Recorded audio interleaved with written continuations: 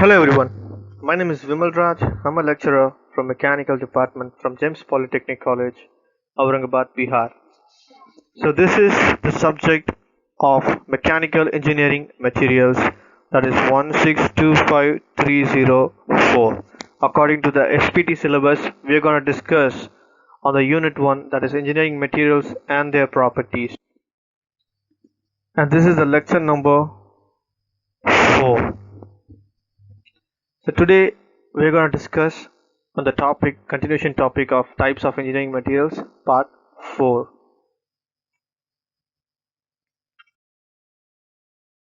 Content that we're gonna see today is types of engineering materials and their physical properties.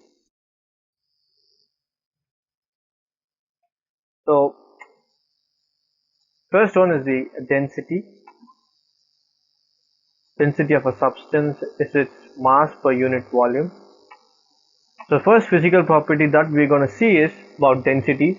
So density, everybody knows what is density, but I just want to explain you a simple word.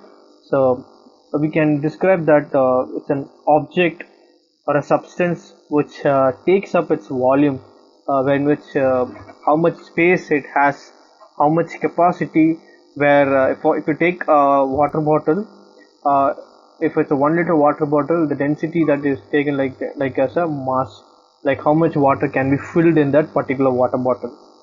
So which is a space that is available. So that is called the density. Another way to put it, it is that density is the amount of mass per unit of a volume. So basically mass per unit volume. So that is been called as density. So density of a substance is its mass per unit volume. The symbol most often used for density is rho. So the lower the case Greek letter was, this is the Greek representation. Is a Greek representation. So mathematically density is defined as mass divided by volume. So basically density can be divided as mass divided by volume. So mass is nothing but the outer space. That is, when you take a water bottle, the outer space is called the mass and the inner space is called the volume. So wherein which you can call this as density. So wherein which rho is the density and m is the mass and v is the volume. So this is an example of density. So when this is space, this red dots are being mentioned as a density, wherein which how much this capacity where the water can be filled in a container. So that is being called as a density. So this is basically the physical properties of any metal, any objects. So the next property that we're going to discuss is the melting point. So the melting point of a solid is the temperature at which it changes state from solid to liquid at the atmospheric pressure. So the melting point of a substance depends usually slightly on pressure, and it's usually specified as standard pressure. The melting point of ice at 1 atmosphere of a pressure is very close to 0 degree, that is 32 degree Fahrenheit at 273.15 Kelvin. So basically melting point is nothing but if there is a solid, if there is a solid and if you take an ice cube, okay, so when you keep some water in a glass or in a small container or in the ice box trays and all, ice trays, if you put some water and if you keep it in the freezer, when the temperature goes below 0 degrees, that is when it goes beyond the 0 degree temperature, the water starts to freeze. So we will be getting the ice cubes. So once if we take the ice cubes and when we keep it in the atmospheric temperature, when the temperature is above 0 degree, the ice cubes will start to melt. That is what the melting point of ice is at 1 atmospheric pressure. That is after the 0, when the temperature goes above the 0, the ice will start to melt. So that shows the melting point. The melting point of ice is at 1 atmospheric pressure, very close to 0 degree Celsius, that is 32 degree Fahrenheit at 273.15 Kelvin. So melting point of a substance depends usually slightly on the pressure, and it's usually specified at the standard pressure. So basically it is being specified at the particular pressure.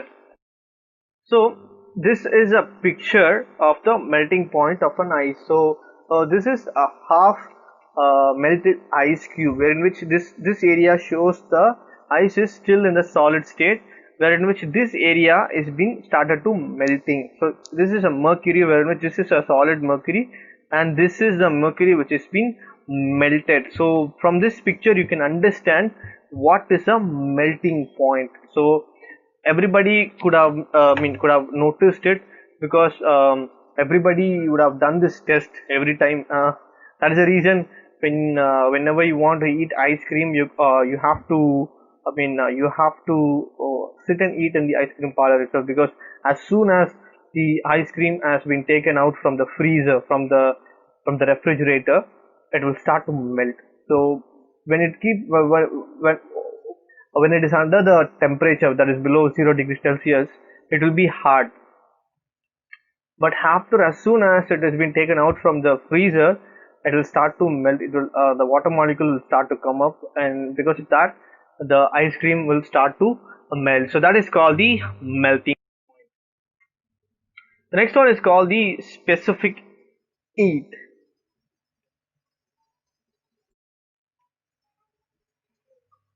So what is a specific heat? So energy required to change the temperature of an object by 1 degree Celsius. That is, in the other hand, a specific heat is nothing but a ratio of a quantity of heat required to raise the temperature of a body 1 degree to that required to raise the temperature of a equal mass of water 1 degree. That means a temperature which is required to rise the temperature, a temperature which is energy required to change the temperature of an object from 0 to 1. So that is called the specific heat. So the SI unit of specific heat capacity is joules per Kelvin. So it has been measured in joules per Kelvin. So metals have lower specific heat capacity than plastic. So metal has lower specific heat capacity than plastics. So the specific heat on the metals will be which is lower than the plastics. Therefore, they require less heat to reach a particular temperature than plastic. So basically, they require very less heat to reach a particular temperature than plastic. Basically, these metal have a lower specific heat. So that means when the lower specific heat if the metal has a lower specific heat, means so they can reach a particular temperature easily. Then without that is the reason when you go in the sun and all, when you go to the tracks and all, the iron tracks, the railway track, when you keep your hands on the track and you feel that it will be very hot, because these have the low specific heat. So because of that, what happens is it can increase a temperature, it can increase a particular temperature with the less amount of heat that is being produced. Okay. The next one is the thermal expansion. So thermal expansion is the tendency of matter to change in volume in response to change in temperature through heat transfer. Basically, thermal expansion is nothing but thermal expansion is the tendency of a matter to change its shape, area, volume, and density in response to a change in temperature, usually not including phase transition. Temperature is a monotonic function of the average molecular kinetic energy of the substance. So basically, what is thermal expansion?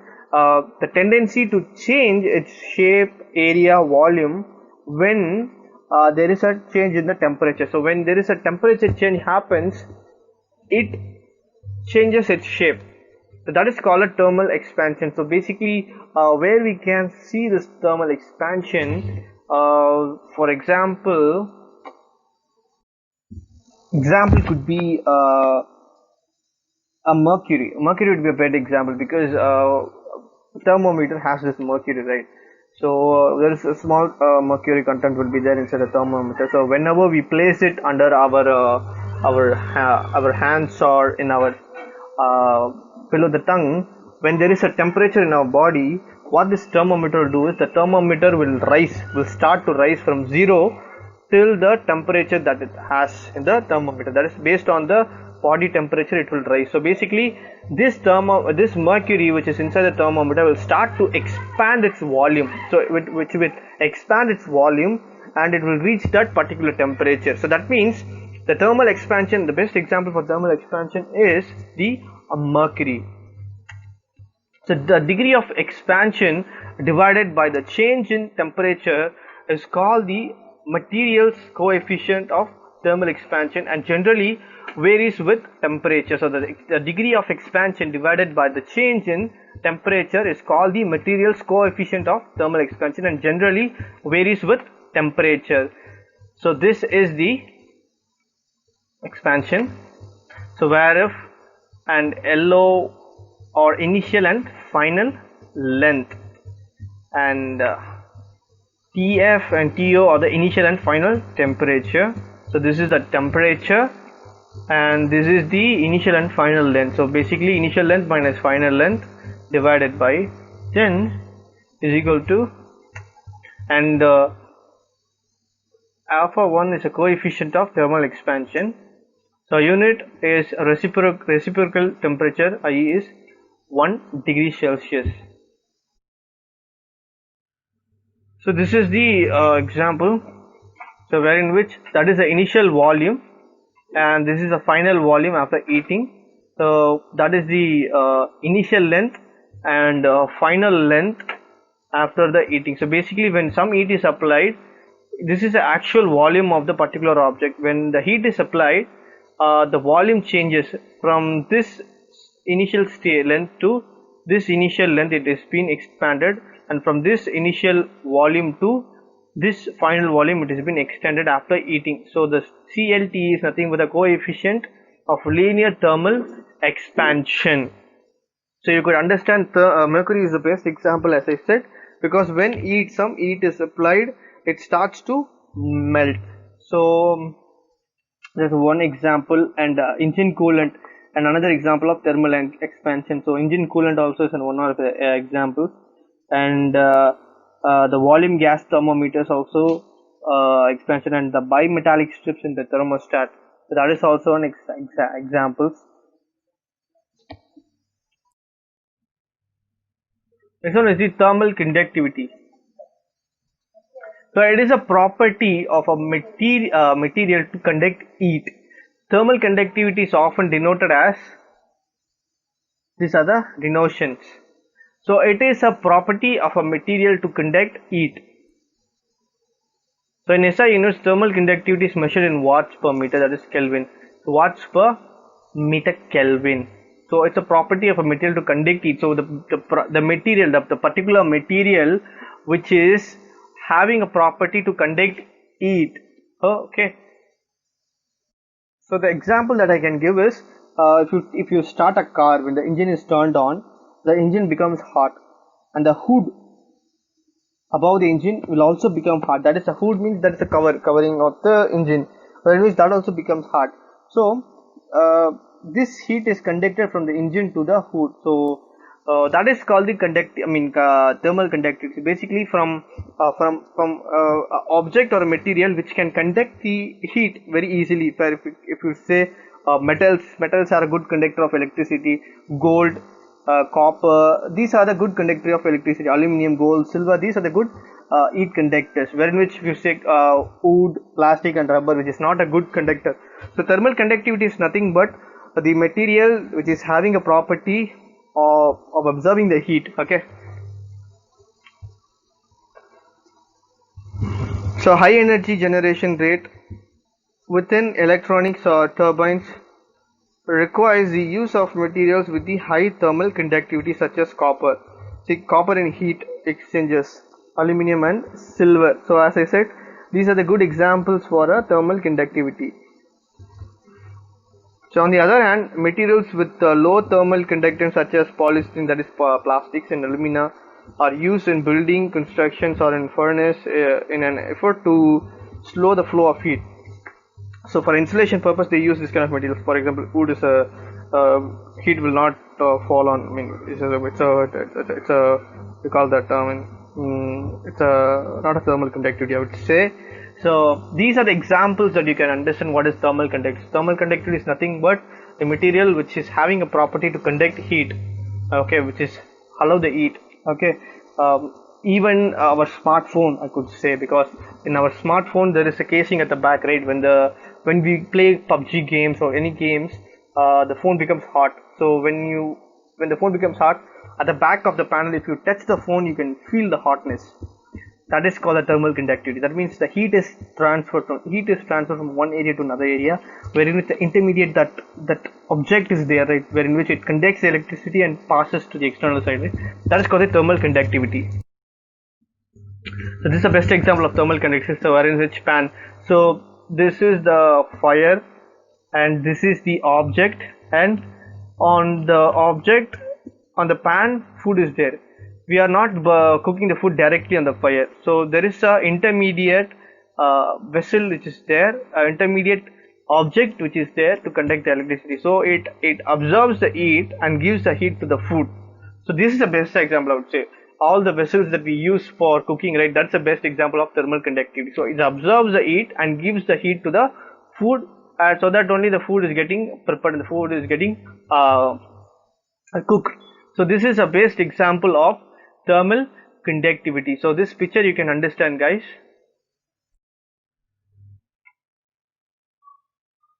The next one is the mechanical properties. Strain, change in dimension per unit. Original dimension is nothing but strain. So change in dimension, basically what is strain is called as change in dimension per unit original dimension. So basically when there is some strain in a particular object, the dimension will start to change. That is called the strain, nothing but strain. And what is stress? Applied force per unit area is nothing but stress.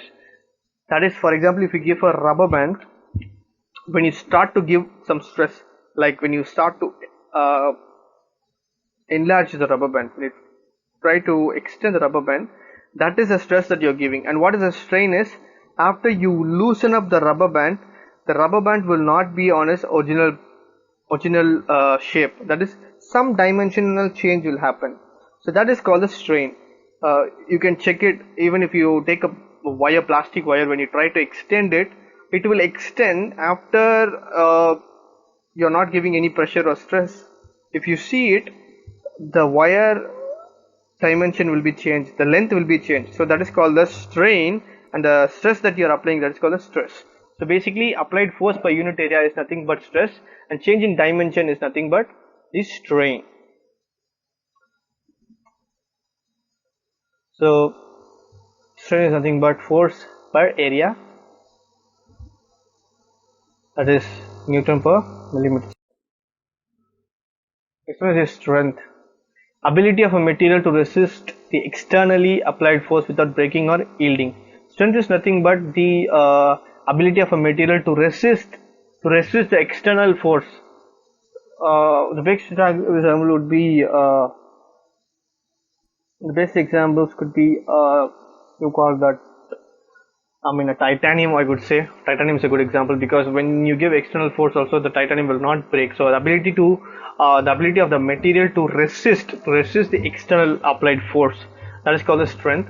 The stiffness is nothing but it is the ability of material to resist deformation under stress. The ability of the material to resist, that means stiffness is nothing but even when you try to break also, it will not break or it will not change its shape. So the ability of the material to resist is deformation under any stress. For example, if you take a metal rod, if you try to bend it with your hands, you cannot do it. So that's called a stiffness. But if you try to bend it with any machine, it will bend.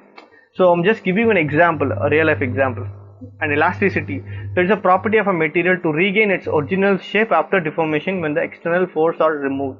So that means elasticity. So I was talking about rubber band, right? So when you when you stretch it, after you take your hands, the rubber band will come to its original position. Only little bit of changes will happen, that too when you stretch for more number of times. So it's a property of a material to regain its original shape even after when the deformation is given. Steel is more elastic than rubber. So plasticity. So it's a property of a material which retains the deformation produced under load permanently. So plasticity is nothing but it is a property of material which retains the deformation. After though the pressure is given, it retains its what do you call that? After you give some pressure also, it becomes its original position. When which it's a property of a material which retains the deformation produced under load permanently. So plastic, you can melt it and you can deform it as the shape you want, right? So that is called the deformation. So ductility, so it's nothing but it is the ability of a material enabling it to be drawn to wire with the application of tensile force. So ductility, that is called the ductility, ability of a material enabling to be drawn to wire. So wherein which this metal can be drawn as a wire. So that is called the ductility, wherein which when tensile force is given, this can be done. So that's called ductility. Steel, copper, aluminum, nickel, zinc, lead, tin. So these are having a good ductility. Brittleness. So it's a property of a material opposite to ductility, wherein which it can break easily. So it's a property of breaking of material with that little permanent distortion. Basically, it can break easily when some pressure is given. So cast iron is a brittle material. The malleability is nothing but it's a special case of ductility which permits materials to be rolled or hammered into a thin sheet. So basically you can make it as a thin sheet. So that is called the malleability. Lead, soft steel, wrought iron, copper, aluminum. So these are the examples. Toughness. So it is a property of material to resist fracture due to high impact load like hammer blow. Toughness is nothing but some breakage will happen, right, when we give some external more pressure. So these are the material which have the toughness to resist the fracture. Fracture is nothing but breaking. So machinability is a property of a material which refers to a relative case with which a material can cut. So that's a machinability. Resilience. So it is a property of a material to absorb energy and resist shock and impact load. So that is called resilience. Creep. When a part is subjected to a constant stress at high temperature for a long period of time, it will undergo slow and permanent deformation called static. So when a material is subjected to repeated stress, it fails at a stress below the yield point stresses. Such type of failure material is called as fatigue. Hardness is nothing but resistant to wear, scratching, deformation and machinability. So it is also mean ability of a material to cut another metal. That's a hard. I would say diamond is an hard.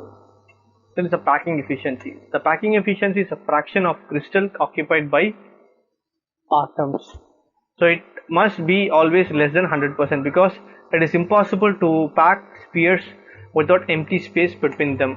So packing efficiency is a percentage of total space filled by the particles. So it's also called an atomic packing factor. Volume occupied by atoms in a unit cell, that is total number of unit cell into 100. So with that we come to the conclusion. So today we have studied about the physical properties of the materials.